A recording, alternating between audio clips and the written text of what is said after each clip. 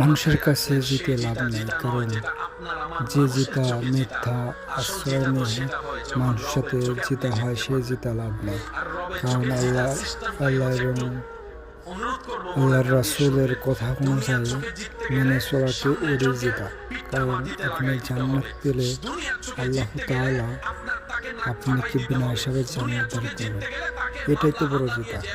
আল্লাহর কাছে যেতেন, আল্লাহ যেগুলো বলছে সেইগুলো করুন, মানুষ যেগুলো করে সেগুলো থেকে পিছু থাকে। আল্লাহ খুশি মানে সব খুশি। আপনার মানুষের খুশি করার দরকার নেই, আপনি ওই রবের খুশি করেন, তাহলেই আপনি কামিয়াবি হবেন।